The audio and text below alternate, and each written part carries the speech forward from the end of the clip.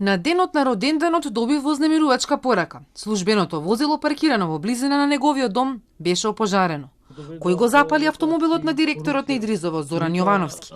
Надлежните се уште истражуваат, но тој во изјава за Телма се сомнева дека има позадина поврзана со неговата работа во затворот. 23-та година околу 40 службеници напуштија од казно-поправната установа Идризово. Меѓутоа, на сите што им беа запалени возилата, никој не напушти, останаа да си работат честно и поштено. Така да и пораката што ја праќаат криминалците е некако обесхрабрувачка, така да гледам меѓу народот тоа е веќе прифатено како нешто нормално, пошто ниту званичните институции не го осудуваат актот и чинот, така да за моето можам да кажам дека има некоја позадина, да.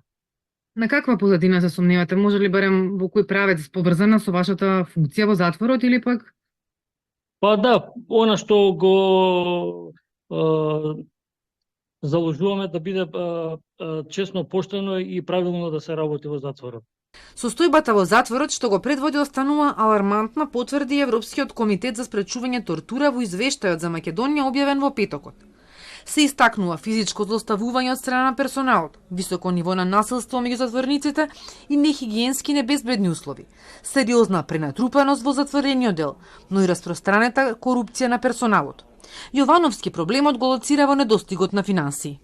Институциите, односно Министерството за финансии и Министерството за правда, треба да вложат за да се подобрат условите преку нови објекти или реновирање, санирање на постоечките. Повеќе од една година Идризово е под кризна состојба поради недостигот на затворски персонал. На два пати, последните година дена, во Идризово беа откривани тунели кои требало да ги одведат затворниците кон слободата. За сега истражните органи се уште не објавија кој ги копал и дали некој замижал очи. Во теке и предистрага за 17 припадници на затворската полиција, кои беа уапсени пред еден месец поради сомнеж дека му помагале на затвореник да избега.